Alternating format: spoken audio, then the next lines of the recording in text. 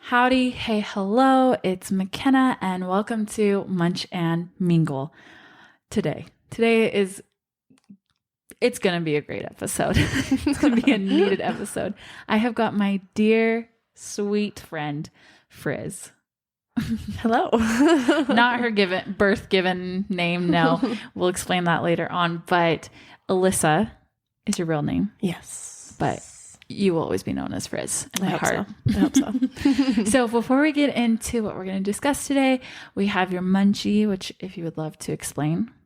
Yes. One of my go-tos right now, favorite snacks, cottage cheese and Triscuits. Flavored Triscuits, like specific. Flavored cilantro, avocado, lime Triscuits. We did try it off air. We did. And I was very nervous because I am not a cottage cheese fan. Unfortunately. However, I could get behind that because with a cracker, it's me snapping for you. It is literally, I'm not worried about the texture anymore. That was why I didn't like cottage cheese before. It is a texture food. It's totally fine when you eat it with a cracker. It is. It is. I love it. It's go-to. It's semi-filling. It's easy. It's quick. Yes. And delicious. It's also Britain approved because gotta get that protein. Shout out to Britain. All right, y'all. We are going to talk about the S word. The S word. And what we are deeming seasons of our life. I couldn't think of anyone better to do that than Frizz. Very kind. I'm very excited. You're very qualified for this. I just want you to know that. I already have learned so much from you in your life and just going to keep on giving through this episode. Tell us a little bit about you. Yeah, I feel like at this stage in my life, I should have like an automatic intro by like the amount of people that I feel like I meet. I was listening to something the other day and they were talking about like elevator blurbs. Like I need to pin down my elevator blurb, but I don't know. I need to get in elevators more. I really to have that. More opportunities to introduce yourself within 6 floors. I grew up in Utah. I have siblings. I have 2 older brothers, and they're both married with kids. And I have 2 nephews and a niece, and they're my favorite people in the world. I have a younger sister. All of them still live in Utah. So I get to see them often. I love my family. We do a lot together. We love to vacation, hang out. They like to play games more than I do, but I'm working on it. Your family is also big Disney fans. Big Disney Like, people. how many times do you go a year? We like to go at least once. Yeah. Hold on. Yeah. It feels like it's way more than that. Doesn't it? There was a period last year I went definitely more than that. But I grew up with an annual pass. It's my mom's go-to. You should have her on here. You could talk about Disneyland. We're waiting, but I definitely, because Baker's a Mickey fan. Mickey He was just Mouse. watching Clubhouse. Yeah. Like that is his fave thing. So maybe we're waiting. But when we do bring him to Disneyland, I've got to make sure it's going to be the best. Yes. So maybe I will be like, okay, get your mom on here. She will give the tips. Give me all the things. Yeah. We love Disney. Love Disneyland. But love being with them, hanging out. So how we met at a girls camp called Retreat for Girls. Mm-hmm. And we were counselors. And being a counselor, you have nicknames because that was just one of the things you did. And the girls would guess your name at the end of it. But we had to get to know each other through your nickname because you couldn't spell it. So yours was Frizz. Yeah. And mine was Frosting. It just seems like everyone else's nickname. Yeah, that makes sense. And then they hear about this girl Frosting and they're like, I'm sorry, what? She loves it. Yeah. Yeah. It's the only one that can't stick. I basically call everyone else by theirs. I don't get called Frosting that much anymore. Frizz and I had a phone call a while back ago. And I felt like she was going to be the best person to talk about seasons of life because of just different situations she's been able to go through, but also how you've been able to look at it and change it in such a great way. Seasons are meant to be here for a reason. There's always something to learn in each one. And I think in the worldly view, it's, okay, what do I have to do to get to the next step and the next step and the next step? And it's never fulfilling. Mm-hmm. And I don't think that is how God intended us to live this life, always looking to the next thing. Yeah. But what, the whole like blooming where you're planted. Yeah. Okay. That's it. Like each season is there for a reason. Yeah. Embracing the now. And I think that that's a lot of kind of where I'm at right now. I think it's easy to look around, and comparison is very real, and thinking about where you're at and where you hope to be and where you think you should be compared to just where you are. I've found a lot of enjoyment, especially recently, embracing just where I am and being okay with that. So a particular season that you're going through, it, what we kind of want to talk about today is the other S word. Yes. Being single. Yeah. Being single as a member of the Church of Jesus Christ of Latter-day Saints. Yes. That is a season you're in right now. Yeah. Yeah. And I feel like I almost have to like put like a little disclaimer out. I'm single, and I think she's ready to mingle. And so she's on Munch and Mingle. I think it's funny. I think outside of Utah, especially, anyone listening to this might be tempted to laugh. Like, she's 26 and talking about this. Like, she's so young, and how is this even a thing? And things like that. And it's interesting because it is so much of a reality for me right now, being in Utah, and just kind of the culture that is created around marriage and these assumed expectations has made singlehood, I think, different than it would be outside of Utah. 100%. We will kind of be referring back to that a lot, in particular to you, but hopefully the biggest thing I want anyone else to take away from this, whether you're in the same season with Frizz or a different season, I hope you're going to be able to pull away different things for your particular season. Frizz and I are in different seasons right now, but things she's been able to say, I'm like, oh, I so needed that. I definitely need that one. So the gospel is made up of, yes, being married and creating families. That is a big reason we're here. And it's a great, incredible thing. I think one thing that I find ironic, I guess, is that the role and the importance that we place kind of on personal revelation and being able to receive direction and guidance for our own lives, how important that is and how heavy we lean into that. And at the same time, it kind of feels that when that guidance or that direction, or truthfully just the nature of life, how things turn out sometimes, I think it raises eyebrows and it creates assumptions, and fingers start to be pointed when that ends up looking abnormal or doesn't fit into what we assume it should for someone, a returned missionary, BYU graduate, grad school, individual in Utah. Yes. We have these expectations of what that should look like, or the things that I must be feeling or must be experiencing because I am single, or because I'm not dating, or because this is where I'm at. We assume certain things about individuals, when I guess I find it ironic when individuality and our own paths and our own lives is kind of the bread and butter of what makes this life what we believe it is. Mm-hmm. I don't think the gospel was ever intended to be a checklist. Yeah. I think there are things that we're always encouraged to do, but above all, just like you said, God's going to talk to you and help you figure out what your path's going to be. Yeah, absolutely. And I think that that's part of it, is that everyone has their own. And I think that's something, maybe the thing that I've kind of leaned into and been most appreciative of during this season in my life, of just really embracing that for me and for people around me, embracing them for who they are and where they're at, and the experiences that they have and haven't had, and how that's kind of created who they are and the relationship that I have with them because of it. What are some of the experiences you've been able to go through in these past couple of years? Because coming to Provo, it's almost like, okay, it feels like that's what everyone's on their mind. Yeah. Whether that's wrong or right, that can be your own opinion. But okay, how have you navigated through that? What are some things you've been able to do?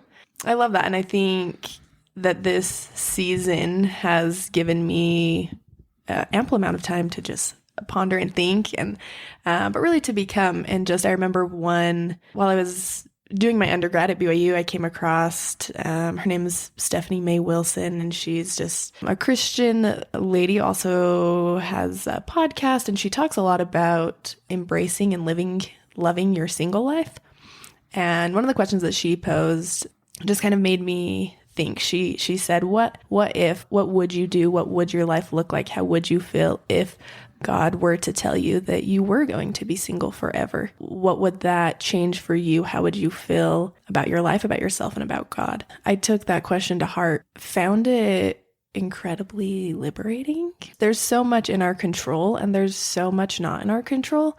Regardless, my life's not on pause. My life's not in a stagnant state. I am still very much living and have goals and dreams, and my marital status is not my defining attribute. It is not my entire personality, and there is so much that there's so much more. And so that question, I guess, just kind of helped me realize or really lean into wanting to embrace the todays. I had a moment of like, what am I doing? What makes me happy? Who am I? What do I want to be doing? I started reading Harry Potter for the first time. I started running. I ran a half marathon. I took voice lessons, and anyone who knows me knows that singing's at like the top of my fears list. I just cannot. And just started like really giving to the relationships that I do have, and just that totally changed my perspective that I think so many people see it as like a waiting season of just waiting for the next thing, or once, I learn X, Y, and Z, then I'll be worthy of marriage, or I'll be ready to take that step. And I don't think that is necessarily accurate. And that's not something that I have felt or I have experienced during this season in my life. I think that there are definitely things that God teaches us in different seasons of our lives, and there are things that he prepares us for. Something that's common to be thought of is you're not married, there must be something wrong with you, or you haven't learned the things that you need to learn in order to be married. And I think that is one of the most unhealthy mindsets to have as someone who is single, but also someone who's surrounded by single individuals. To have that mindset, I guess, I feel like pushes hopelessness onto someone. It makes marriage feel like a reward or a prize or an end goal, a finish line, when I don't think that's the reality of marriage at all. No. It's very much a beginning, yes, from what I hear. I know 45-year-old women who've gotten married, and I've known 18-year-old women who have gotten married. And to say that the 18-year-olds are more ready to be married than some of the 45-year-olds, I don't know that that's like a fair statement to make, No. And so I think that's something that is interesting to me that we tend to have. Right. Why do we discount personal revelation so much? And why do we think someone else has to be at the same place we are? Yeah. That there's a right age to get married. I think it can look different for everyone. I think some people, that does work. My parents got married at 19, and they've been married for 30 plus years, and that's awesome, and that's wonderful, and they know who they are, and they found out together, and that's great. It looks different for some others. And I just don't think that one of those reasons is because that someone is not worthy enough yet for marriage, or that you have to learn certain things. I think that's just how it is sometimes. Yeah. In this particular season, how has God spoke to you? Because I feel like sometimes in whatever season we're in, we don't feel like God's talking to us because, I want to be on the end of this.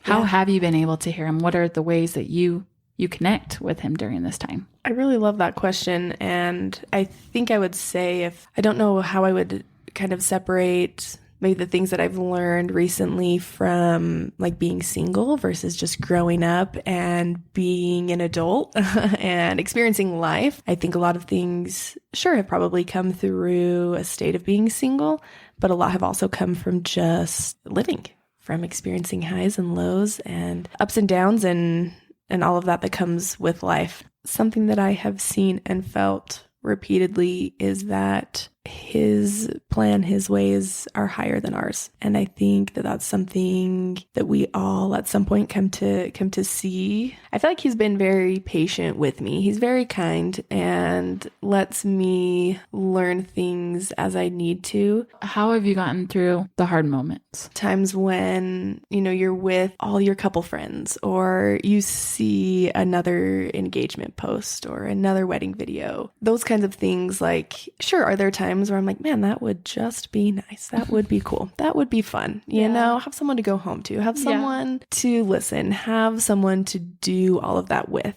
Absolutely. There are times when that sounds great. I hope that that's an opportunity that I get.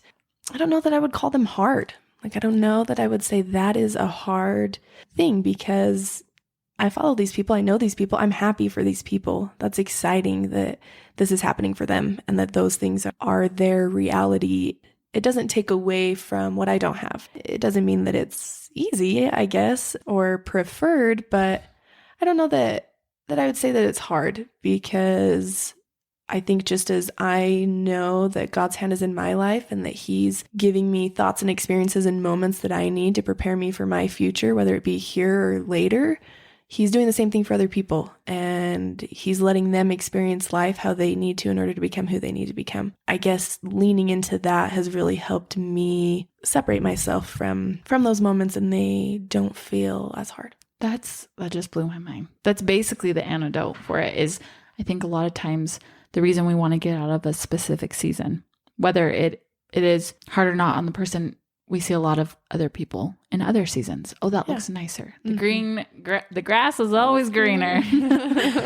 I know just from witnessing your life from the outside, the things that you have been able to experience in your life are going to propel you so far. Whatever it is that is for you, like, it's going to be so great. It's the whole, bloom where you're planted thing, because every season has a reason. And there's so many things to be there to teach you. And it would just be so sad to know, like, I rushed through that. Then you're like missing the gold that you could have got from that. Yeah, absolutely. In order to move on to another season, you have to end the current one. Yes. And I think that comes with a lot. I was listening to a podcast, one of my favorites next to McKenna's, the All In LDS Living podcast. Morgan Jones interviewed Mallory Everett from Studio C, and they were just talking about very similar things, being single in the church and what that means, what that looks like. Morgan shared an example. Her cousin, I believe, had recently gotten engaged, and she was in her early 30s. And she said that one of the first thoughts that she had after she got engaged was, man, I wish I would have lived my single years differently. And she had instant regret about how she had spent that time and how sad she was for herself in some of those moments, and how that shaped ultimately her single years. And I think about that often, how, optimistically thinking when that day comes for me, I don't want that to be my first thought of, man, I certainly missed out because I was always looking for the next, or I was waiting. I was just waiting for what I didn't have. Yeah. And I think that's also something that's helped me appreciate where I am at and what I do have, because marriage is not the only place to find joy. I think it is great to go into your next season when it's time. Like you said, you don't want to go in with any resentment. And this is not us saying, don't get married. Like, you'll know when you know. Remember, seek personal revelation. If you are truly knowing, like, okay, I'm blooming where I'm planted. That's all I can keep saying in my head. And in this is, then you'll know when it's time to move on. Like, okay, I have learned what I've needed to. I can take that and now go into the next one. Yeah. God's ways are going to be better than ours. And I know sometimes in our head, it's very logical, especially speaking as a planner. There's a lot of times I'm like, Heavenly Father, I've got this figured out. I know I've got this figured out. I have formulated it. And if you just do it this way, it's going to work. Yeah. But how grateful I am that he doesn't. How grateful I am that he's like, hey, I love you so much. And I promise you it's going to be better. Yeah. If you got to learn this one thing, or you've got to go through this one thing to then make that next step just so much better. Yeah. And I wish that's something that was kind of seen more across the board. Like, as much as I know that he is guiding my life and the experiences that I'm being given are for me, I have to know that for other people too. And I wish that other people always saw that for me. Yeah. And that those expectations, I guess, were somehow lifted or changed, that there's not one right way to live life or to do things, and that's okay. And it doesn't mean that it's wrong or that it's right or that it's good or that it's bad, but it's just different, and it just is. Like, it just is. All of our timing looks different. All of our seasons have different lengths of time. We are all different seeds. I am a pumpkin seed. And Frizz is a beautiful ear of corn. Pumpkins and corn are not going to grow the same. Pumpkins and corn have to go through different adversities. Things to become who they're supposed to be. Yes, I really want to become a gardener, so I'm hoping that I can use this in the future. And Let this be your motivation. Yes. But it's so true for everyone. And I just think of the burden that is going to be lifted when we can all just be like, oh, okay. Like, it's not even, when you introduce yourself. Hey, Frizz, what's going on in your life? It's not going to be something that they hold on to like, oh, so she's not married yet? Oh, I wonder what's going on in her life. Yeah. It's like, no. And I would like to say that I almost set you up with someone. Like, it was set to go and it didn't work out. So that was the Lord saying, hey, McKenna, buzz off. Like, I've got this figured out. That is another funny thing, I think, especially within the church, of the more time that I spend single, the more people reach out. And it's interesting how sometimes I feel that get potentially or set up with individuals who the only thing we might have in common is that we are single. And it's just an interesting thing that also happens. I'm grateful to say that the one I was going to set you up with never got on a date. So at least I can say like, well, we don't. But yeah, it clearly was not meant to be. Oh, you're just so great. So getting this wrapped up, when you leave today, do you feel like there's something you're going to have to do to continually push forward? Or how are you just blooming where you're planted then? How are you blooming in this season? Yeah, I think this season is all about embracing and accepting.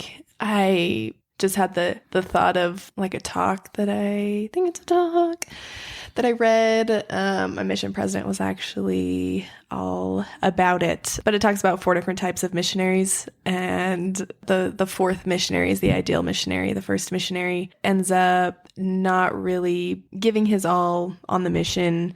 Second missionary gives a little bit more, still not quite at all. The third is kind of the typical missionary, gives a lot, but not all that he could. And the fourth missionary is the one who gives it all, ultimately his will to the Lord, and is the only one who truly benefits from his mission. And I think that when we just decide to give the Lord our will and recognize that really that's the only thing that we do have to give to him that he doesn't already have, that there is no weight, there is no heaviness, there is no worry, there is no anxiety, there is peace and hope and enjoyment and fulfillment, because he is the gardener. He is, did that for you.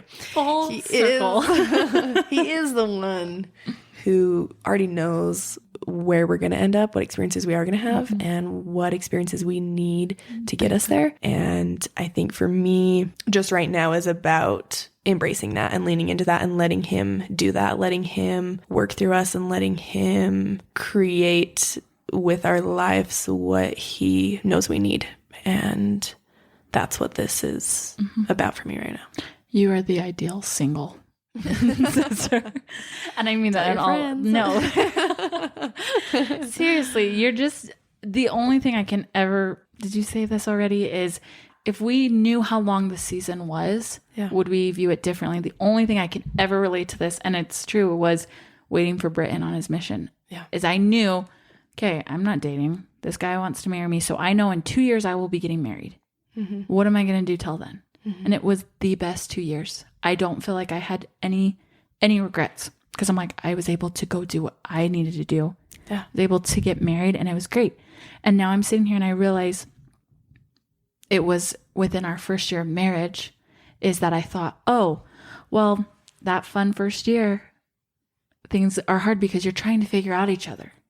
And the next thought I was like, well, it's time to have a baby. That's what needs, because that's going to fix everything. And it's, yes, I was trying to push past the hard. Yeah. And I think that's a big indicator. Like, you need to stay here. You need to learn through here. Don't overpass it. And thank heavens we pushed through it. Yeah. And it came when this next season of having children, that came when it needed to. And it's been great. Yeah. And I think also the unknown is scary and the unknown is uncomfortable. And that alone is reason to make some people run. And sitting in the unknown, sitting in that and running through different situations and being okay with that. And also remembering you're never alone. You are not having to do this. Well, it might be your life. Yeah. You just said it. Christ is right there with you. Heavenly Father, right? You have got the best support. Yeah. Don't forget it. Yeah. This has been great. Yeah. You are great. You're wonderful. I am so thankful to have you in my life, just as you are.